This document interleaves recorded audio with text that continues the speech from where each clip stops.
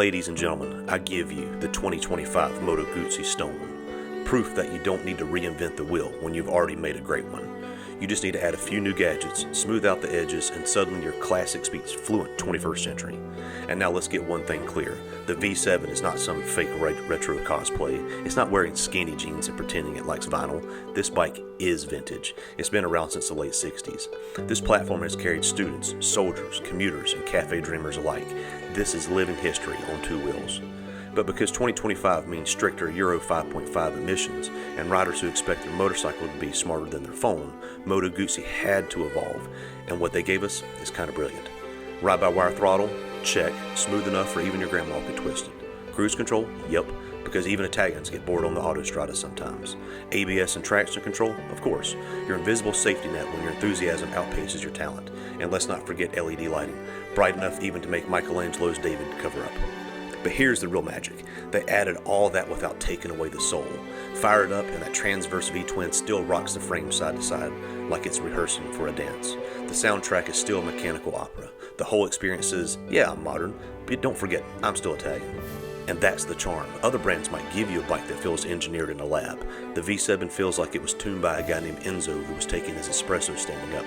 It's quirky, it's soulful, it's got character, and now it also has the electronics to keep up with 2025.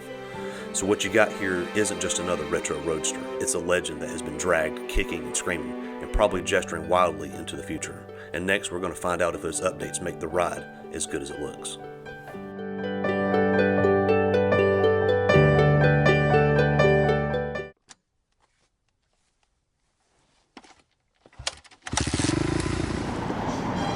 All right, guys, so we are here at T's Eurocycles in beautiful Charlotte, North Carolina. Here's their selection of used bikes. They are the Carolina's only Aprilia and Moto Guzzi dealer in both North and South Carolina. So come down to Freedom Drive, Charlotte, North Carolina, check these guys out. So here is our 2025 Moto Guzzi V7 Stone. Let's take a quick walk around of this bike.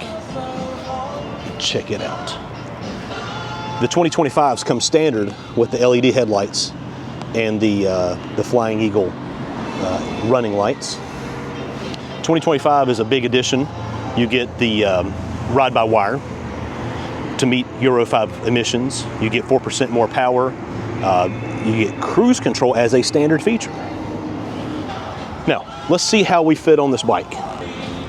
Again, I'm 5'10", about 220 pounds. I'm standing. I can easily flat foot this bike and stand up. The bike is about 480 pounds wet. Seating position. The handlebars are a little narrow from what I'm used to, but it's a very comfortable position. You're not in a quite perfectly upright position. You're not at a 90 degrees. You're at about 80, 85 degrees. Let's see how the foot pegs feel. Foot pegs are a little high, so they do feel a little bit cramped. I mean, a little bit higher than what you would typically find. So you see, but it's still a really comfortable seating position. The gauge layout is really easy to see. All your controls are very easy to access.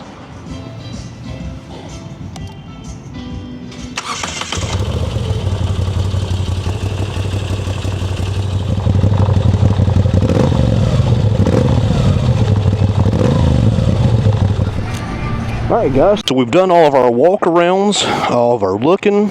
It's time to throw on our gloves, and let's take this beautiful 2025 Moto Guzzi V7 Stone out for a test ride. Again, it's a beautiful Saturday morning here at T's Eurocycles on Freedom Drive in Charlotte, North Carolina. And we'll take this guy for a ride. Now, the V7 line has been around, I mean, literally has been around since the 60s.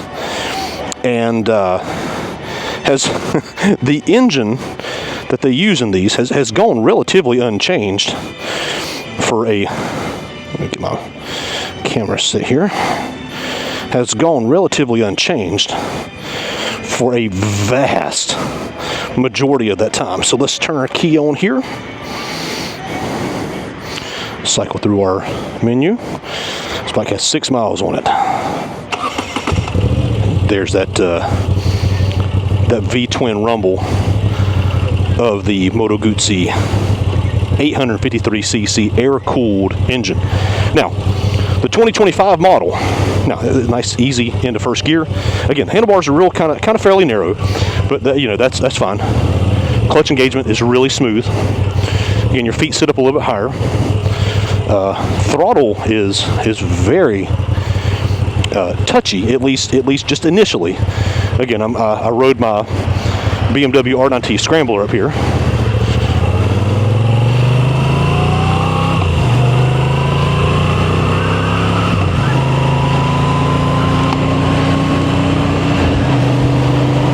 The transverse engine on this Moto Guzzi, the transverse V-twin, it has, absolute tons of character.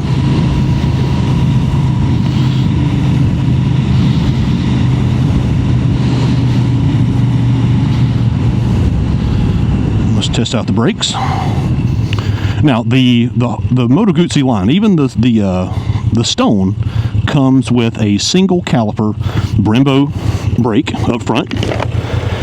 The Sport version comes with a twin Brembo brake setup on the front. The Special still has a single caliper. So, if you want to step up to the Sport actually gives you quite a bit of additional things for not a ton of additional money. You get the upside down forks, you get the twin Brembo brakes, you get the 6-axis IMU, you get a third traction control mode. The Stone and the Special only come with road and rain. When you get the Sport, you also get a Sport setting. Clutch engagement is nice and smooth.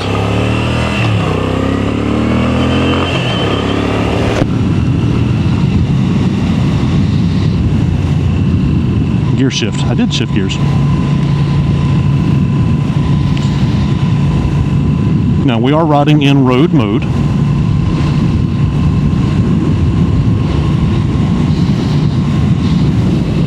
Again, the pegs do sit a little high. The seating position is a tad cramped, not really bad. I do see that my heel is kind of sitting on the exhaust a little bit, which is not ideal. So let's talk about the bike. like I said, the 2025. So it's kind of been a big year for Moto Guzzi with having to meet the not only the Euro 5, but the Euro 5.5 emissions requirements. And so that's required a lot of things from them, and it's really required them to kind of step their game up. Now, being part of the Piaggio group, the Moto Guzzi has really benefited from having the expertise and the pockets and the technology from Aprilia, which has directly led to this bike here going from a throttle actuated, a cable actuated throttle to an actual ride-by-wire setup. Again, that allows for the ride modes, that allows for the traction control, and that allows for the cruise control, however the heck it works. Sneaking down through the gears here, trying to find neutral. Neutral was easy to find. Thank you. Now we're going to take off here from this red light because we had to get in front of that car.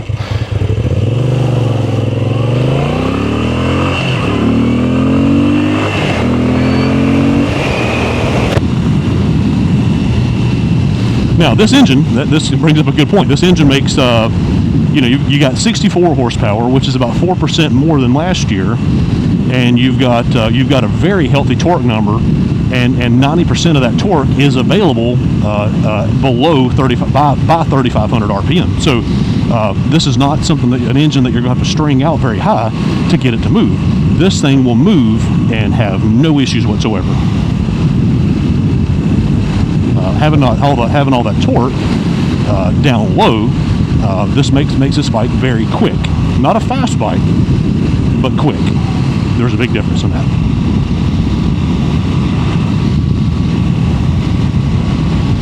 So let's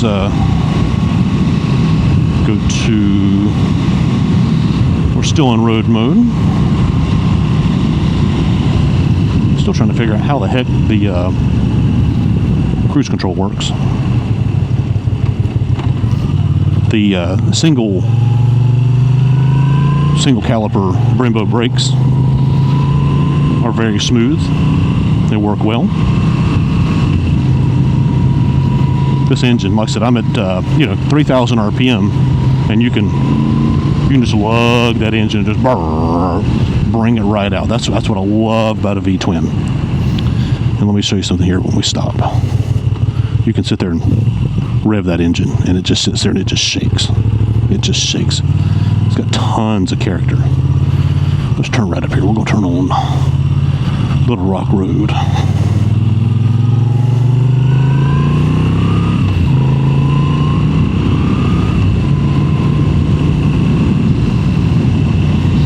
This thing is so very smooth.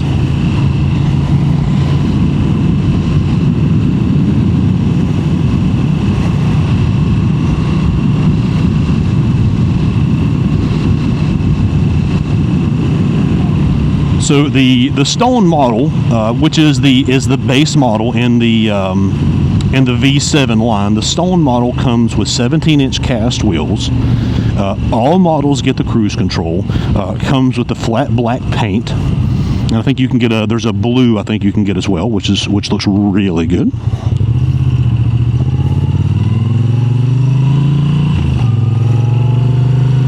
The special comes with the spoked wheels, and then the Sport comes with another cast wheel that is supposed to be, significantly lighter for less unsprung weight. So we're just riding through a residential neighborhood here. What I'm trying to feel is the throttle response, the on and off throttle. One of the biggest complaints. Hold up. One of the biggest complaints on these Euro 5 bikes, and once bikes go to, especially once they go to a ride-by-wire setup, it usually takes some time for them to figure out to get the throttle, to get the throttle response right. So we're in third gear now. We're going to hit the speed bump here, and the throttle is nice and smooth. I mean, there's no jerkiness. I'm quite familiar with KTM's, and now I'm in the world of CF Moto. And that engine, while it's a gem of an engine, the throttle response of that is, you have to give it 5% input before it even does anything. It goes nothing. All of a sudden it says, whoa, there it is, and there's a throttle, which is kind of a unique. It's a different feeling, and it's something that you got to get used to, and you got to train your brain. This bike, there's no training to it. This is just super simple. You don't have to rev the engine out. You can just lug it right along. The throttle is going to respond just like what a cable actuated throttle would, where the input that you're giving it matches exactly with what you're getting out of it. I swear to you, this thing has cruise control, and we'll figure out how to use it here shortly.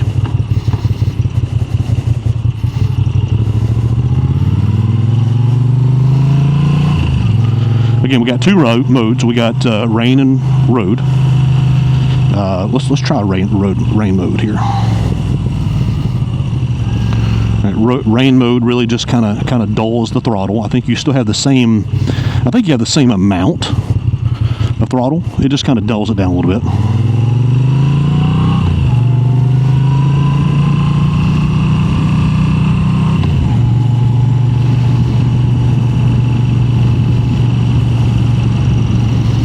Again, so let's talk about electronics.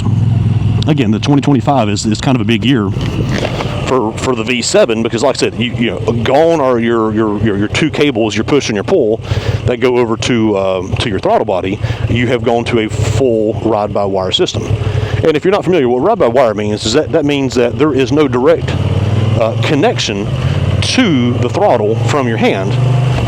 You're turning, and it's turning a resistor inside here, and that's basically going back to the computer, and the computer saying, okay, he's trying to get 5% throttle, and it gives you the throttle that you're asking for. So, while a lot of people kind of bemoan the fact that they went to something like that, Euro 5 kind of required that, because the requirements are to have traction control and different things like that. So that kind of necessitated having to go to a setup like that.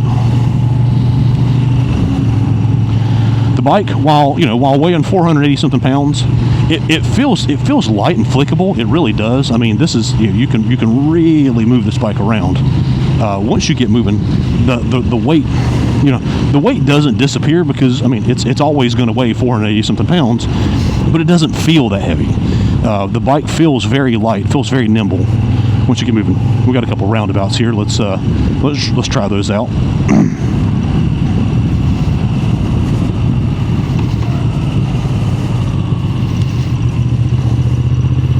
What are they?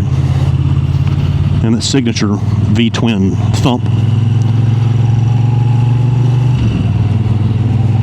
Very light, very flickable.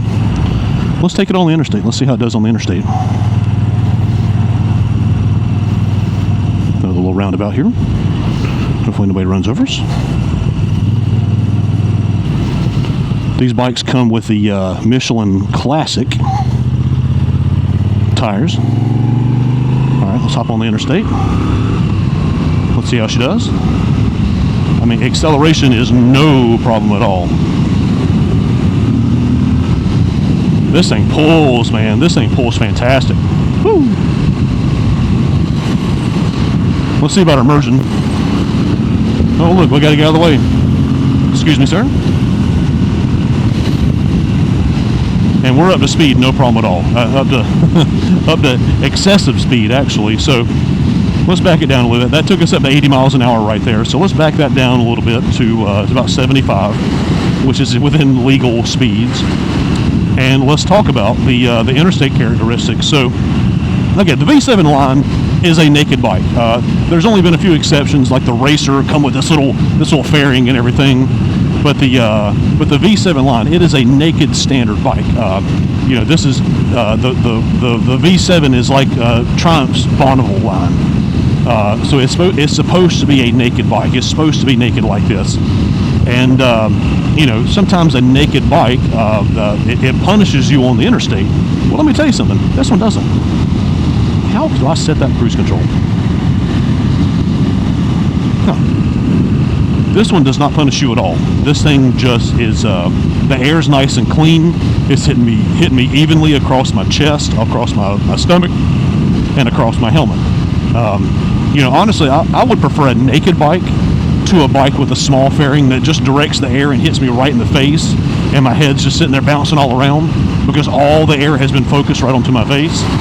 I would much rather have a clean air all the way across my body like this, and it kind of helps to hold your body up too. This little V-twin is just purring away at 70 miles an hour. We're turning just over 4,000 RPM, which is a very, very respectable amount. Let's see if we can see what our mileage is. It's showing an average of 42 miles per gallon. Let's reset that if we can. We're just going to go down a couple exits.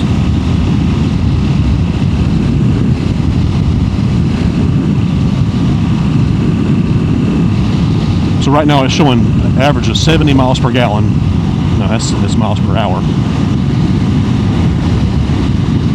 Let's reset our average miles per gallon here. And cruising down the interstate right now, it's showing us getting 47 miles per gallon, which is a very respectable number. Again, the wind's just as clean as it could be. The mirrors are nice and wide. They don't vibrate. They vibrate a little bit. But you can still see what's behind you once you get them set in position there. We're going to get off on West Boulevard over here.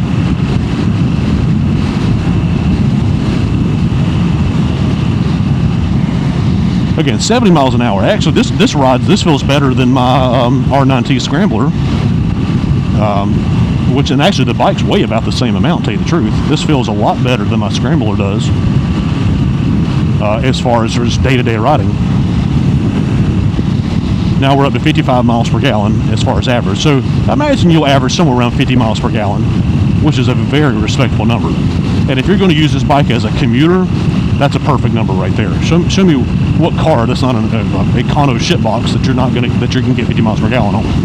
I'll wait.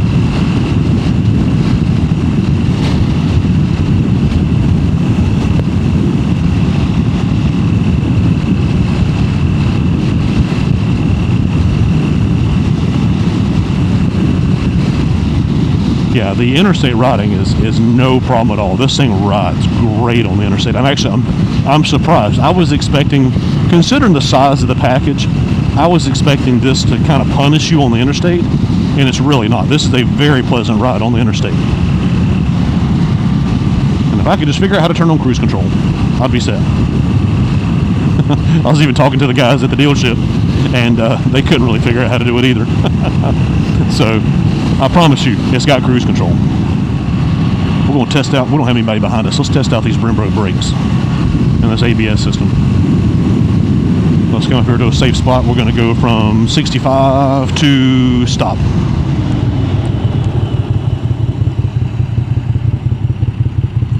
And that wasn't even trying too hard. That is a very respectable distance right there. Wow, that's a great stop. A drama-free stop. Great stop. Great job, Moto Guzzi. So let's talk about the looks of the 2025 Moto Guzzi V7 Stone. You know, the bike is very uniquely Italian. Everything is wide open. I mean, all your wires, everything is just kind of right there, right for you to see. Your drive shaft, just kind of right out there in the open. The twin shocks. You know, it's a very uniquely Italian, classic look, but with the modern touches. The LED turn signals, the LED brake light, all these modern touches. The cruise control that we can't get to work. The ABS, the traction control, all these cool modern touches. Again, here's our air-cooled 853cc V-twin. It's got a really cool look from the front. You can see the cylinders kind of sticking out the side. There's a transverse mounted, so when you rev the bike up, the whole bike just kind of shakes, kind of like my BMW. So again, it's 67.3 horsepower on this bike here, which again is like 4% higher. With the Euro 5.5, and that horsepower is available at 6,900 RPMs. You've got 58 foot-pounds of torque, which is a lot of torque for a bike of this size right here, and 90% of that is available at 4,400 RPMs. So I mean, you've got your torque, but you've got it available down low. Again, our electronics, you got ride-by-wire, traction control, you got rain and road mode. You have ABS, you have the MGCT, which is the Moto Guzzi control traction, which, you know, Italians, good figure. And again, cruise control. Here's our 17-inch cast wheels right up front here. Again, they come in a 190, excuse me, those are 18-inch cast wheels. I was wrong. That is an 18-inch cast wheel right there in the front. And that is is that an 18 as well? 17. Okay, so I was mistaken. We have an 18-inch cast wheel in the front and a 17 in the rear, which is a really cool kind of look. You have a 5.5 gallon tank, which is massive. And again, with getting 50, 60 miles per gallon, this is an easy 200 miles per gallon or 200 miles per tank bike. And again, these things are still made in Italy. And Moto Guzzi actually just built a brand new factory in Mandello, and these things are still made by hand by Italians in Italy. Triumph has gone to Thailand. Royal Enfield is made in India. So all these other companies, KTM is made in India and China as well. But Moto Guzzi has stuck to their roots. They're still made in Italy, and they're still made by Italians who don't work on Fridays and takes 6 weeks of vacation. So, you know, you get that classic Italian craftsmanship. Let's talk about the competitors. Who are the competitors for this bike right here? First thing comes to mind is the Triumph Bonneville T100. That seems like a natural competitor for this bike here, as it's, you know, roughly the same horsepower. You know, actually the Bonneville weighs about 20 pounds more than this bike does here. So you're actually getting the same horsepower with less weight. And again, these come standard with cruise control. There's others, you know, Kawasaki, their RS line, their Z, you know, the Z900, the Z650 line. But again, you're getting a parallel twin, which is a little, you know, I've ridden those. It's a little boring if you want the truth. And again, it's imitating history. This is history right here. when you buy a Moto Guzzi, you're not buying it because of the stats. You're not buying it because of the horsepower it produces or the weight or any of that. You're buying it because of how it makes you feel. This bike here is just the perfect around town bike. Tons of down low power. You get that nice cool rumble from the V-twin. It's still air cooled. You don't have a radiator fan blowing on hot air on you while you're sitting at a red light in the summertime. And you just get people looking at you. It's just such a cool looking bike, and it's got that very unique V-twin sound. This is such a cool bike. So let's talk about price point on these things here. So the V7 Stone for 2025, the V7 Stone comes in at an MSRP of $99,640. The V7 Special comes at an MSRP of $10,200. And the Special gets you spoke wheels, chrome pipes, a couple other aesthetic things. Then at $10,600, it gets you to the Sport.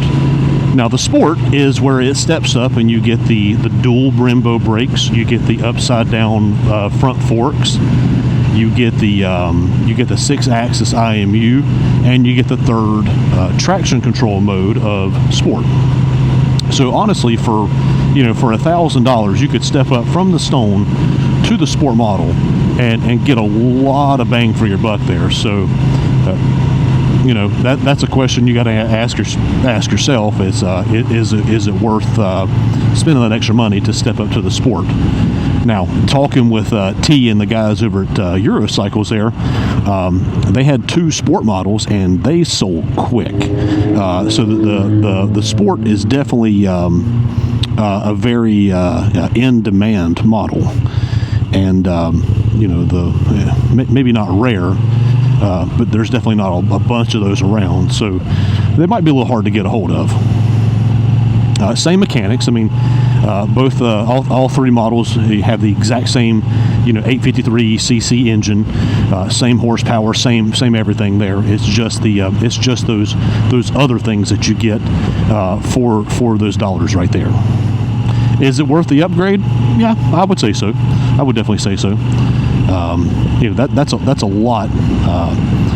That's a lot of bang for your buck right there.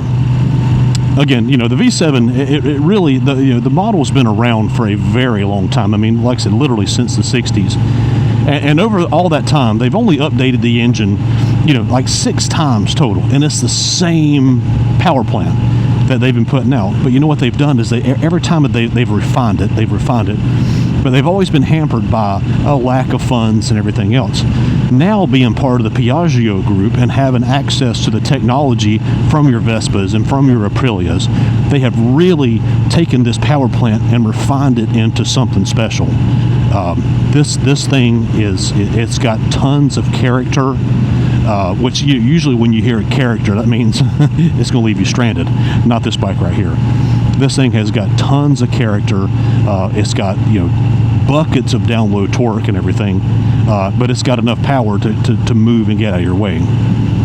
So I would highly recommend, if you've never ridden a V7 from Moto Guzzi, I highly recommend you come see T, come see all the guys down here at Eurocycles in Charlotte, and come test drive one of these bikes. This is an absolute blast. Hey, and I found neutral too. Can't do that on my KTM or my BMW. Is an absolute blast to ride. Guys, you'd be crazy not to at least come check this out. And, if the V7's not for you, if you're like, hey, look, I'm not in the market for a Bonneville style bike, Moto Guzzi has an incredible line of bikes, from the V85 to the V100 to the Stelvio to the Wind Tunnel. I mean, they make a ton of really cool bikes, and they all feature this right here. They feature that transverse V-twin that gives just this unique sound and power delivery that you're not going to get, you're not going to get that with any other manufacturer. Everybody makes parallel twins. Everybody makes inlines. Everybody makes singles. Only one company makes a transverse V-twin, and that's Moto Guzzi. This is a special engine, guys. I highly, highly recommend you come check one out. If you've never experienced one, you're missing it.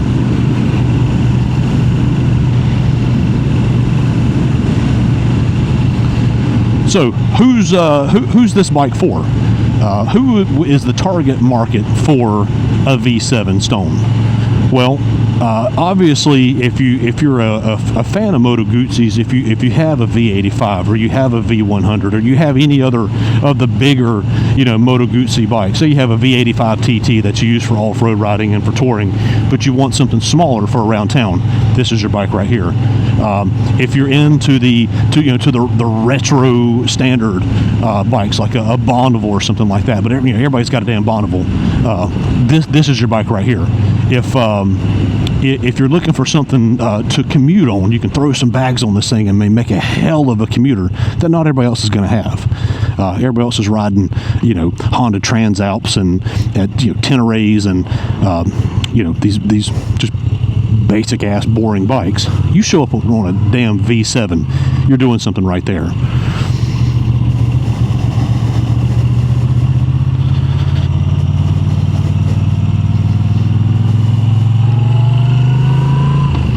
Again, the power delivery of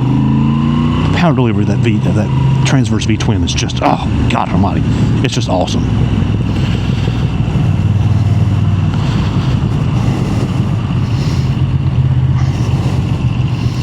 All right, guys, that is going to wrap up our test ride. We're pulling back up to T's Euro Cycles in beautiful Charlotte, North Carolina, on a beautiful Saturday morning.